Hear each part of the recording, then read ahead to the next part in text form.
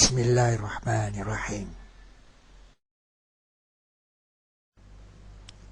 Dulu kita mengira ayat 12 surat At-Talaq ini terbalik.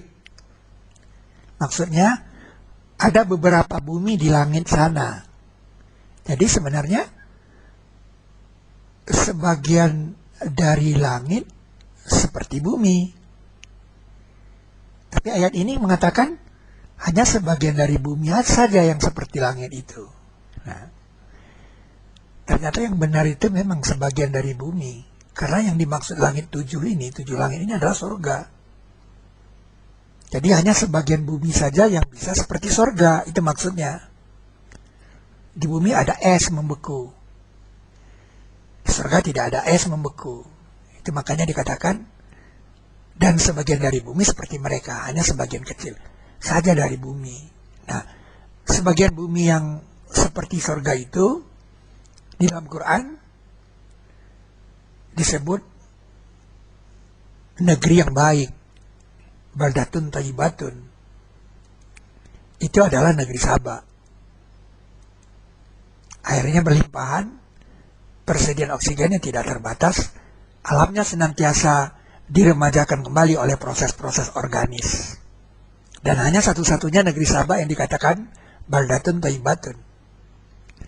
Dan itu adalah Indonesia. Nama Saba. Pertama laporan burung hudhud.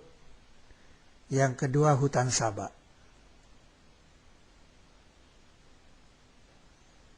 Ia berkata, aku meliput apa yang belum kamu liput dia. Dan aku datangkan kepadamu dari Saba kabar yang pasti. Kita perlu memperhatikan tingkah laku burung. Burung sensitif dengan suara. Ketika burung itu terbang di atas suatu negeri, sebenarnya dia tidak tahu nama negeri itu. Jadi kata Saba berhubungan dengan kalimat selanjutnya. Sesungguhnya aku dapati seorang perempuan menguasai mereka. Jadi kata Saba itu berhubungan dengan kata mereka ini. Dan aku dapati dia dan kaumnya bersujud untuk matahari dari selain Allah. Jadi burung hudhud melihat ada sekelompok orang sedang melakukan upacara bersujud kepada matahari. Fenomena itulah yang dikatakan Saba. Jadi Saba bukan nama negeri, melainkan orang banyak, tempat berkumpul, tempat bertemu. Dan tempat pertemuan itu telah kita temukan, yaitu di Istana Ratu Boko.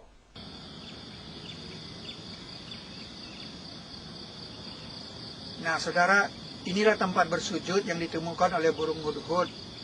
Burung hudhud mengatakan mereka bersujud kepada matahari. Inilah tempat bersujud. Tempat bersujud ini menghadap ke matahari terbit. Matahari terbit dari sana, dan tempat ini bukan tempat latihan karate. Tangganya di sana, dan dia menghadap ke sana. Jadi dia matahari terbit dari sana.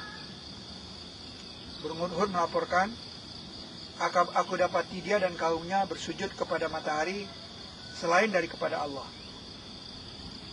Yang kedua adalah hutan Saba. Dan sungguh adalah untuk Saba pada tempat mereka ada ayat. 2 hutan sebelah kanan dan kiri.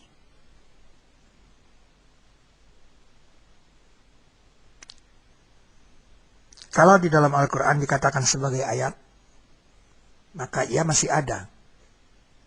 Contohnya kapal Nabi Nuh. Masih ada.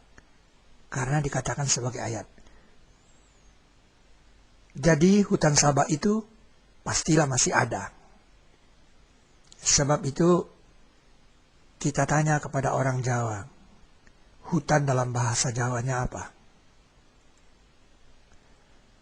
Hutan dalam bahasa Jawanya adalah wana.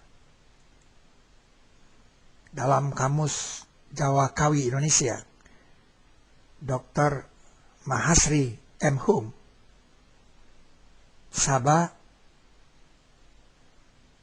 artinya pertemuan. Jadi hutan Sabah adalah Wana Sabah. Dan itu adalah Wonosobo. Tidak kebetulan kalau di sini ada nama Sleman yang berasal dari Sulaiman. Jadi nama Sabah ada, hutan Sabah ada.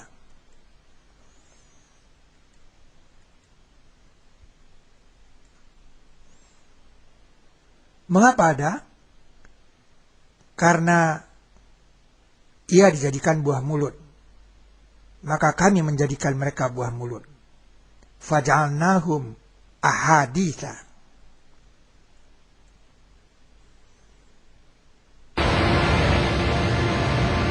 Maka kami kirim atas mereka banjir besar. Farsalna alaihim sailal arim.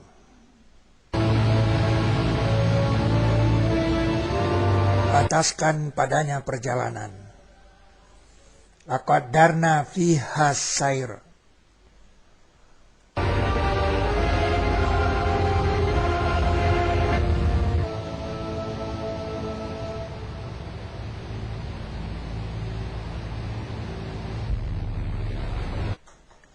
Sehingga terbatas perjalanan darat mereka.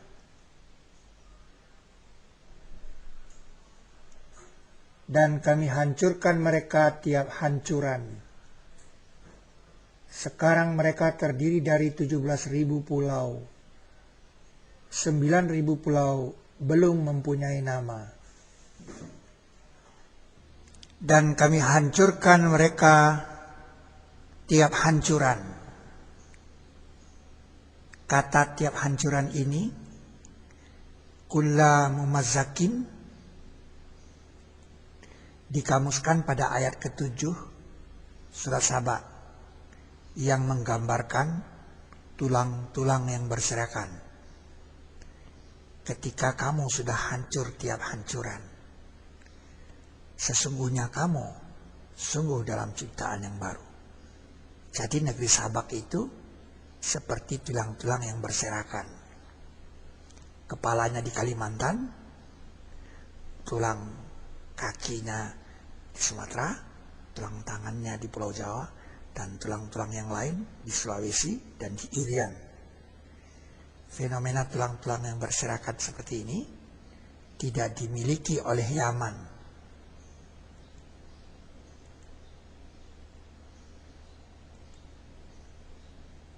ribu pulau yang berserakan bagai tulang-tulang. Dan kami hancurkan mereka tiap hancuran.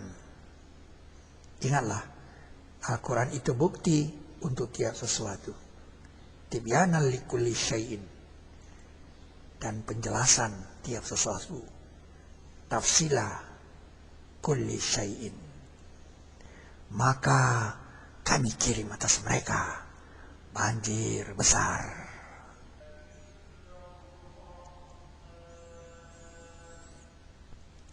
Dan kami tukar bagi mereka dua kebun mereka dengan dua kebun yang keduanya mempunyai rasa buah yang pahit.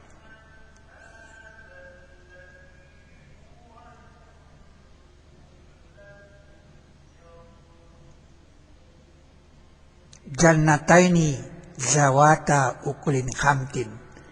Dua kebun yang keduanya mempunyai rasa buah yang pahit. Maka kami menjadikan mereka buah mulut. Maka satu kerajaan yang besar akhirnya menamakan dirinya dengan nama buah itu, yaitu buah maja yang pahit. Sebuah kerajaan besar di Asia Tenggara.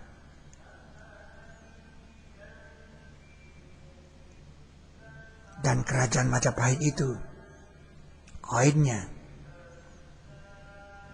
bertuliskan 2 kalimat syahadat.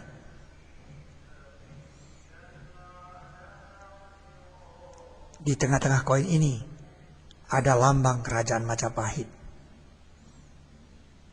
Koin ini sekarang disimpan di Museum Nasional Republik Indonesia dengan nomor inventaris 2117-2771. Tebalnya 2,61 mili, diameternya 41,56 mili, beratnya 19,5 gram. Terbuat dari perunggu. Dan kami tukar bagi mereka 2 kebun mereka dengan 2 kebun yang keduanya mempunyai rasa buah yang pahit. Buah maja